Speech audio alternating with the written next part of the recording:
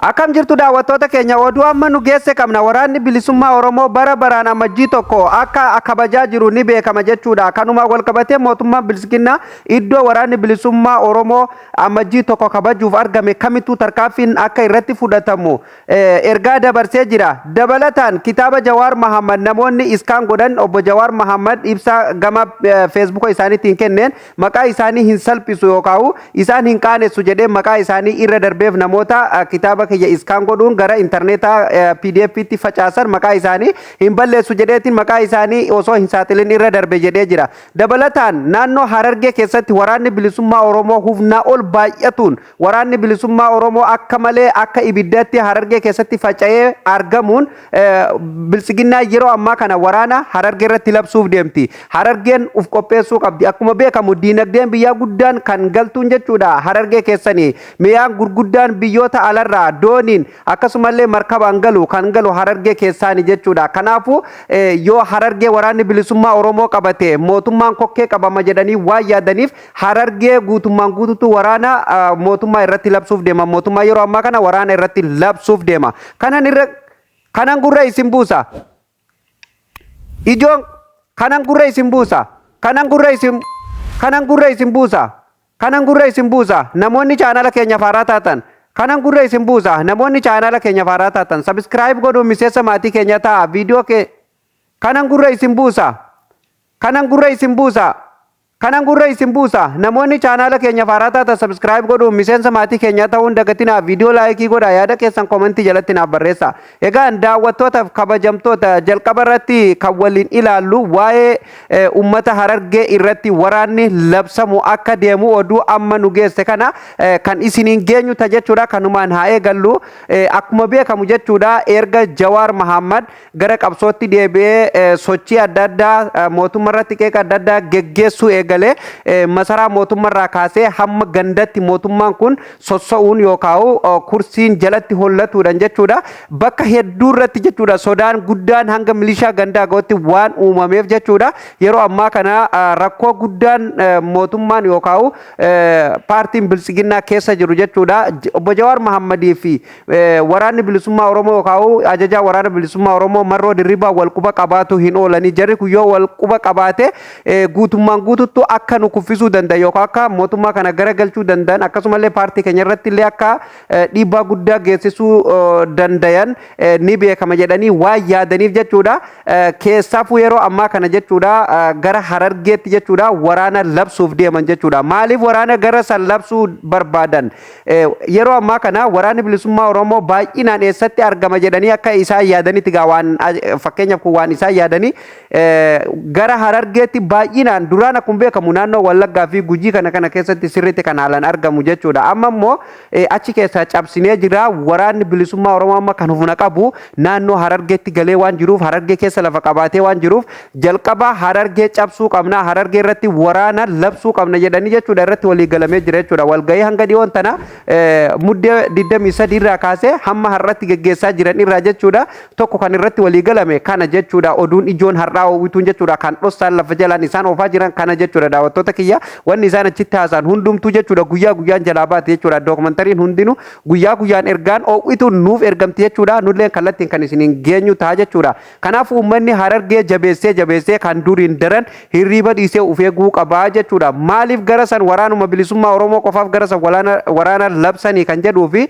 akkuma beekamu diinagdeen Itoophiyaa parsantaan 65 Harargee keessaan galti yoo jennee sobaa miti jechuudha. Maaliif jettanii eessan akkamitti galti jettanii yoo na gaafattanii fakkeenyaaf miyyi gara Jibuutiitiin bu'u kan markabaan biyya alaarraa dhufu kan akkasumallee dooniitu adda addaatiin achirratti buufata gabaabdumatti bishaanirra daldalli bishaanirraa kamiyyuu miyyi alatti ergamuu fi kan alaa gara Itoophiyaa seenulleen kan dhufu makiinaan gurguddaan fe'umsaa kan inni Finfinnee seenuu danda'u magaalaa gurguddoo Itoophiyaa keessa seenuu danda'u Harargee keessa darbeetu jechuudha. Gaafa waraanni bilisummaa Oromoo Harargee qabatee daandii kanallee ni qaba waan ta'eef daandiin kun qabamnaan immoo guutummaan guututtu Finfinnee wanni jedhamu ka Addis Ababa wanni jedhamu kokkee qabamaa jechuudha. Dhugaatii fi nyaataaf dhugaatiin isaanii wanni seenu guutuun kokkee qabama. Kan isaanillee gadi baasuu waan hin dandeenyeef kana yaadee mootummaan jalqaba irratti osoo waraanni bilisummaa Oromoo daandii san hin qabanne gara Harargeetti waraana labsuu qabna jedhanii waraana irratti labsaa jiranii jechuudha. Harargee irratti uummata miskiina waa tokkollee hin beekne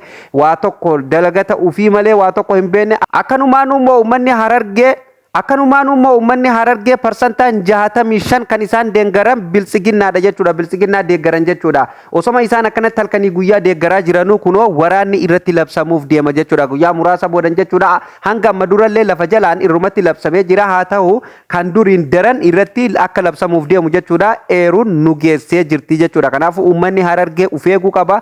Keessaafuu amajjii tokko waraanni bilisummaa Oromoo akkuma beekamu bara baraan amajjii tokko ni kabaja jechuudha. Ammallee sanuma kabajuuf jechuudha.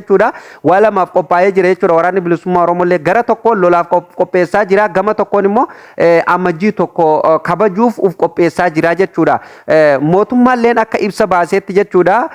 Akka eeruun keessaan nu dhaqqabdeetti waraanni bilisummaa Oromoo bakka argametti bakka inni amajjii tokko kabajuuf argame kamittuu jechuudha. Yookaan iddoo kanatti amajjii tokko waraanni bilisummaa Oromoo ni kabaja jedhamee iddoo yaadamu kamittuu waraanni mootummaa gadi naqamuu qaba. Achitti waraanni mootummaa iddoo san qabatuu qaba. Dabalataan bakka argame kamittuu namoota waraana bilisummaa Oromoo waliin amajjii tokko kabajuuf yaada qabanillee hunda tarkaanfiin irratti fudhatamuu qaba jedhee mootummaan jechuudha. Hamma gadiitti milishaarraa gubbarraa kaasee hanga milishaa ganda keessatti jechuudha. Ergaan gadi darbee jira jechuudha. Hojiirra oolamu hojiirra hin oolu kan jedhu bubbullee waliin ilaalla. Keessa jira guyyaa waliin ilaalla waan dhufa walumaan ilaalla jechuudha. Akka nu dhaqqabeen kallattiin kan isin hin dhaqqabnu. Kana kanumaan xumurree ijoo keenya lammaffatti yoo isin dabarsu jechuudha. Kitaabni obbo Jawaar Mohammad akkuma beekamu kan afaan Amaariffaatiin barraa'e dogongoraan akka barraa'etti jechuudha. Miidiyaan Habashaa kan hafarsaa ture Jawaar Mohammad irra immoo ifoomsee jira. Bakka isaan jijjiiranillee akkasumallee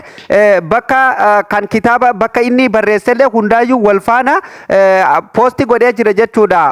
Hawaasaaf ifa godhee jira jechuudha. Dabalataan namoota kitaaba isaa san iskaan godhanii gara PDF'tiin hawaasaaf internet irratti facaasaa turan jechuudha. Eenyu akka ta'ellee maqaan isaa harka ga'ee jira. Garuu maqaa isaanii inni hin saaxille jechuudha. Ani kabajaa teessan gadi hin buusu akkasumallee isaan hin xiqqeessu jedheeti maqaa isaanii osoo hin saaxilin irra darbee jedhee gama peejii feesbuuka isaatiin obbo Jawaar Mohammad maxxansee jira jechuudha. Dhattanii ilaaluu ni dandeessanii jechuudha. Daawwattoota kiyya kanaaf bakka kamittuu jechuudha namni nama Oromootti roorrisee fi akkasumallee namni waa hatu yeroo kamiyyuu hin dhokatu eenyu jalaa hin dhokatu abbaan haqaa irruma aana jechuudha. Kitaabni Jawaar Mohammad irruudha. Kitaabni Jawaar Mohammad seenaa sobarraa barraa'ee jedhanii kan miidiyaan Habashaa hafarsaa jiru. Miidiyaa Habashaatti fi miidiyaan mootummaa hafarsaa jiru. Eessa akka isaan jijjiiranii fi waan silaa isaan achi keessaa dhaban kitaaba jijjiiramuu isa ifaan ifatti obbo Jawaar Mohammad qalama diimaa itti maree argisiisee jira jechuudha. Akkasumallee gama miidiyaatti fidee jira. Waa'ee kitaaba Jawaar Mohammadiin wal qabatee jechuudha. Namoonni hedduun miidiyaaleen hedduun jechuudha kitaabuma kanarratti wal qabaa jiran. Keessafuu kitaabni afaan Amaariffaatiin barraa'e maal akka ta'eef hin beeku. Namoonni baay'een jechuudha mootummaa dabalatee Oromoo warroota addaqee dabalatee jechuudha hedduu falmii guddaa uumee jira. Akkasumallee mootummaalleef sodaa guddaa akka uumee jiru irra deddeebinanillee isiniif gabaasaa ture jechuudha daawwattoota kiyya. Kanaaf walgahii mootummaan muddee 23 irraa kaasee hanga irratti geggeessaa turelleen jechuudha. Daawwattoota kiyya waa hedduu irratti walii galanii waa hedduu walumaa galatti wanni isaan irratti walii galan obbo Jawaar Mohammad faa fakkeenyaaf isaan Jawaar maqaa hin dhoonne warreen ala jiru kan ummata nurratti kakaasaa jiru akkamitti qabatuu dandeenya akkasumallee akkamiin ummata kana akka isaan ummata nurratti hin kaafne akkamitti qabuu dandeenya kan jedhuu fi akkasumallee waa'ee marii araarallee gaafiin hedduun gaafatamee jira. Gaafii sanilleef namni deebii mootummaan deebii inni kennelleen jechuudha waan nu bira geesse hin qabnu jechuudha hin agarre jechuudha deebii mootummaan kenne. Garuu gaafiin gaafatamtee jirti akkam waraana bilisummaa Oromooti fi faannoo dabalatee jechuudha.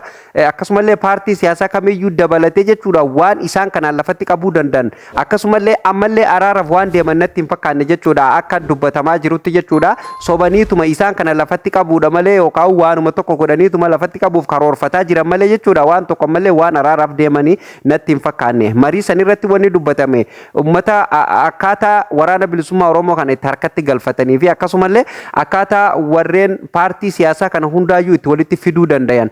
Dabalataan ammallee uummata Tigraay akka isaan deebi'anii nurratti hin kaane maal godhuu qabna, maal isaanii godhuu qabna, waan tokko isaanii godhuu qabna kan jedhullee mana keessatti illee gaafii hedduu ijoo gaafii ta'ee gaafatamaa ture jedhan jechuudha. Daawwattoota kiyyaa waa'ee filannootti wal qabatee jechuudha waa hedduudha kan dubbatame isa immoo viidiyoo itti aanu keessatti qabadee kan isiniif dhufu ta'a jechuudha. Maaliif oduu dheeraadha waan ta'eef asirratti yoon isinii kaasillee waan yeroo dheeraa nutti fudhatu waan ta'eef jechuudha. Daawwattoota kiyya waa'ee filannoo uummata Tigraay fi paartii Bilisiginaa gidduu jiru jechuudha.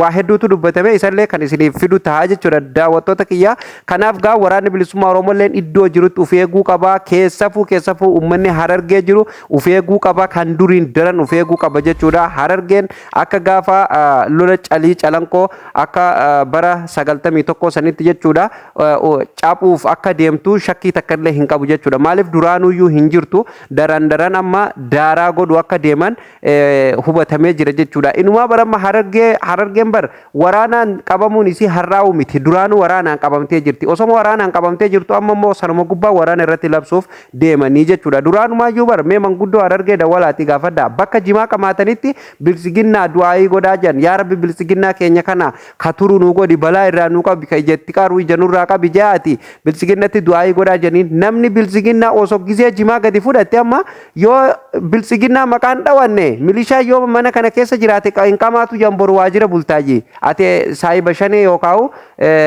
shanee deeggarta jedhanii sigalee dhugaa bar hin jiru amma jimaallee wajaartiin teessii fi jalqaba Bilisiginnaa maqaa dhootee qamaatama boodan Harargee keessatti jechuudha. Uummata Harargee hanga kana hunda miidhan jechuudha. Hangana hunda gadi qabanii uummanni bayee galuufu jechuudha. Amma bar manaa gadi baatu Bilisiginnaa jettee gabbaata. Ol deebitu Bilisiginnaa gana amma booda inumaa yoo nyaata nyaataniillee bakka bismillah jettan sanillee muslimnillee bakka bismillah jettan Bilisiginnaa jaa nyaadha. Amma kiristaanillee bakka basmaam jettanii nyaattan Bilisiginnaa jaati nyaadha. Jechuu yoo baatan an dhugaa kanan sodaadhee yoo amma jechuudha. Haaluma sani jiran gaafa manguddoon Harargee jechuudha. Jimaa yoo gadi fudhattu jechuudha Bilisiginnaa du'aayii godhaa bakka deemtanitti Bilisiginnaa du'aayii godhuu qabdanidha. Kana jechuun uummata Harargee akka malee jechuudha. Uummanni fayyatti kanatti hin callifne jechuudha. Hanga jirtu kana waraanni hacuucee irratti qaba jira jechuudha. Kanuma gubbaan immoo waraanni bilisummaa Oromoolleen Harargee guutuu qabatee waan jiruuf isaalleen akka beekan waraanni akka achi qabatee jiru waan beekaniif amma ammajjii tokko akka isaan hin kabajneef immoo waraana guutummaan guututti waan qaban gara Harargee bobbaasuuf deemanii jechuudha. Kanaaf uummanni Harargee jabaatee of eeguu qaba jechuudha. Daawwattoota keenya qophiin irra isiniif qopheessine kana fakkaata jechuudha. Daawwattoota keenya guyyaa guyyaan oduulee oowwituu haala Oromoof Oromiyaan keessa ooltu kamiyyuu namoonni dhaga'uu barbaadan filannoon keessan chaanaala keenyaa ta'u sabiskiraayib godhaa miseensa maatii keenyaa ta'u akkasumallee viidiyoo laayikii godhuu hin dagatina yaada keessan komentii jalatti nuuf barreessuu hin dagatina viidiyoo sheer waliif godhaa qophiin keenya kanarraa asumarratti kan goolabamu ta'a qophii itti aanuun hamma walitti deebinutti nagaa